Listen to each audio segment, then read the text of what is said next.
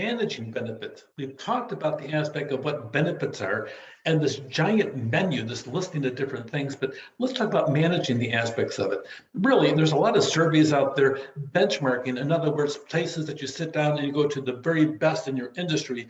And the very best, we call that benchmarking because you want to always try to reach that magic point where you're equal to them, if at all possible. So you want to reach the benchmark as you go through. There's a lot of places you can go through to get surveys from private consultants.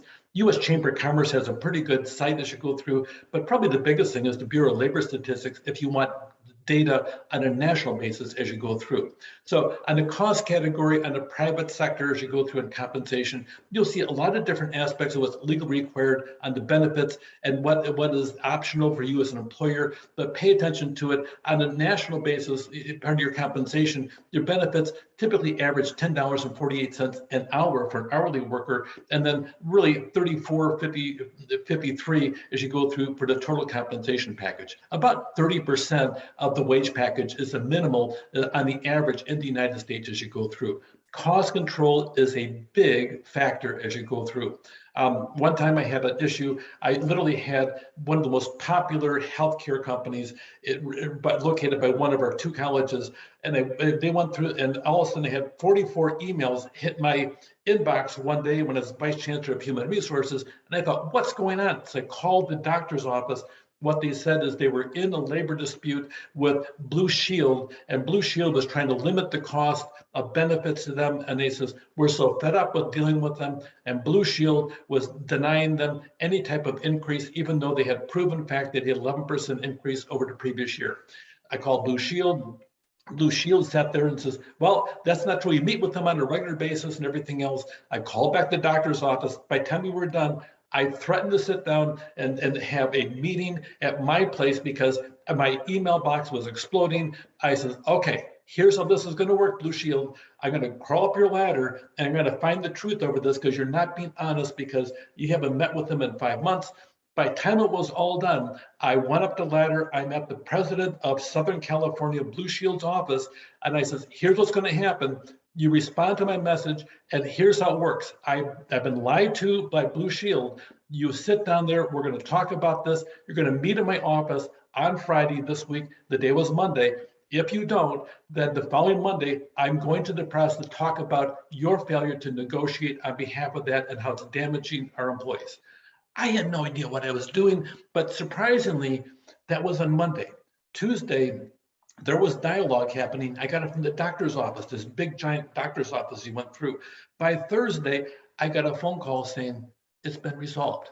Miraculous, isn't it? It's called cost control as you go through. Blue Shield is trying to stifle everything. Me as an employer, literally my employees, hundreds of employees, we had 4,400 employees, hundreds of employees were being impacted because of Blue Shield's failure to negotiate underneath the guise of cost control. And by the way, that year Blue Shield had its biggest profit record out there. It wasn't cost control, it was about money trying to earn a profit for your corporation. But that being said, on the cost control, sometimes the cost of the benefit category, you pay attention to the growth trajectory of a benefit category as you go through. Sometimes if you see there, you're doing a regular review of your cost, see what's going on. Typically, you'll have one or two cases that are extraordinarily expensive. If somebody has a serious illness, it may bump your overall payout of your benefits by several $100,000. But if you have a series of them being paid out, sometimes you may have to do something unusual and have something come on your site to sit down and help sit down and maybe reduce the amount of people being sick. So pay attention to that. Sometimes you need to sit down there and watch what's going on and see if you can sit down there and reduce the overall cost. If the cost goes up, the insurance company raises your rates, and all of a sudden that's going to cut into other areas for your cost centers as well as your profitability as a corporation. So the cost of legally required benefits, watch that as well and pay attention to that. If you lay somebody off and it's not necessary, that happens, then you're going to have unemployment benefit costs go up as well. So all these things, they have cost to them. Pay attention in HR as you go through. In healthcare in the United States, a lot of it is controlling the cost and also improving the quality as you go through. You don't want to have somebody have this fabulous benefit and they're going to some place where they come out and they have MRSA or some other type of illness as you go through. So making certain that the place that you're having good quality care for employees is also a big deal. And it's seldom that an employer gets involved. It should be an employee choice, but make certain that there's options out there as you go through. Employers sometimes shift costs on deductibles. We're going to sit down there, we're going to give you this benefit, but we're going to also raise your prescription deductible to $10 for each prescription fill. Well, all of a sudden now the employees start squeaking because of the fact that they're going from this amount to this amount, or even higher, $20, or maybe they pay the whole thing. That's a big expense as you go through. So co-insurance is a big deal as you go through. A lot of times co-insurance kicks in the first of each calendar year as you go through, and all of a sudden you have to meet a deductible from $100 to $500 to $2,000. It depends on the policy as you go through. It depends how benefit and how generous the benefits are, which is a big deal as you go through. Probably two names you need to know for this class as well as your professional career is HMOs and PPOs.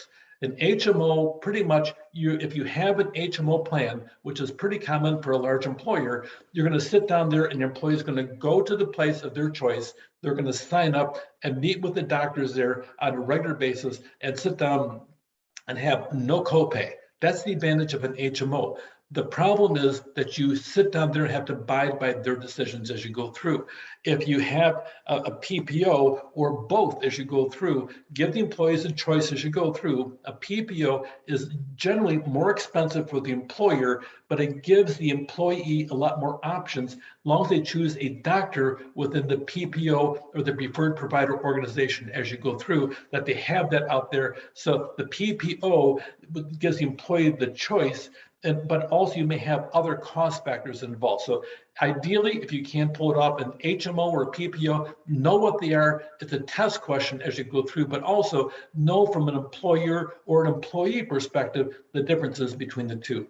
As you go through, look at the different outcomes between the different nations as to how we said, what is the life expectancy at birth of a female as you go through. You'll see here, the US is okay, but we're certainly not the best on planet Earth as you go through. Infant mortality, we're okay, but we're not the best on planet Earth. But the health expenditures in GDP, the US is quite a bit more than the rest of the world. We also have a lot more healthcare prescriptions, different types of supplements we have as part of your regular insurance package as you go through the process. That being said, cost control, you also typically have one of the most unused benefits is an employee wellness program.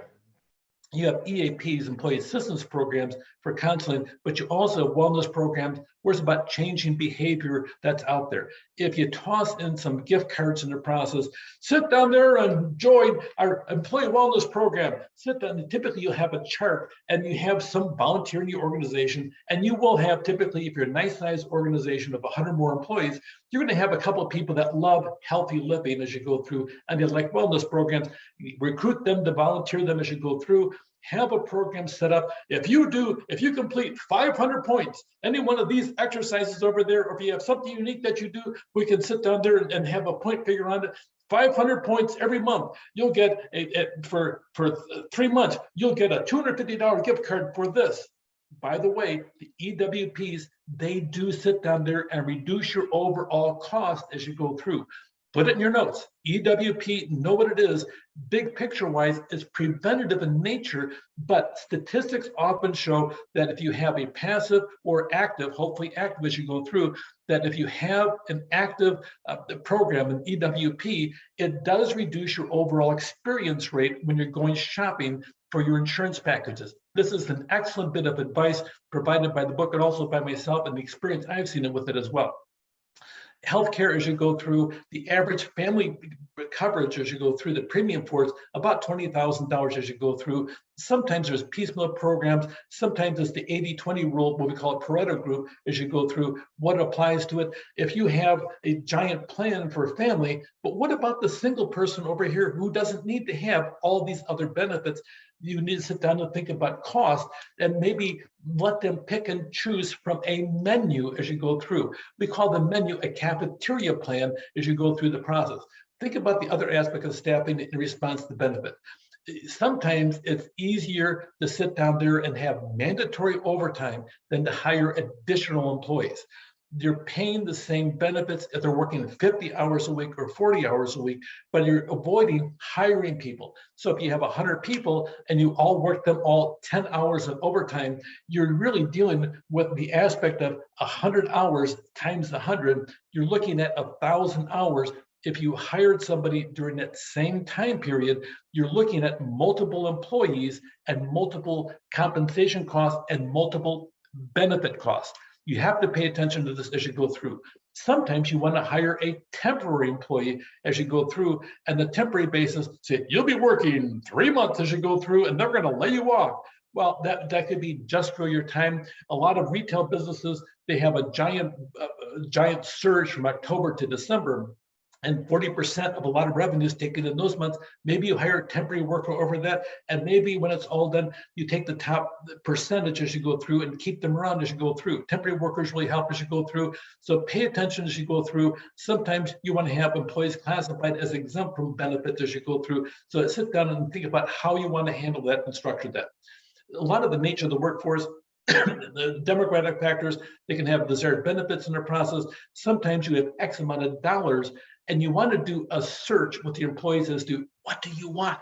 So by the time you're all done, if you could choose one new benefit, what would it be? Would it be legal services as you go through? And by the way, make certain if you have legal services, they can never use your legal service benefit to sue you, okay, in the process. So sit down there and managing benefits as you go through. You may want to have a cafeteria plan where you have benefits as you go through, and they can pick and choose in the process.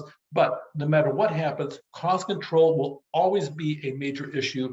Make certain you understand the concept of a health maintenance organization where the employee can choose this organization to go to and have all their medical stuff done through this organization, but they have to stay there as they go through. Or they can sit down and choose a whole plethora of doctors off a list called PPO, Preferred Provider Organization, as you go through, and also know what an employee wellness program is. That can actually reduce your overall experience rate for your insurance cost. Take care.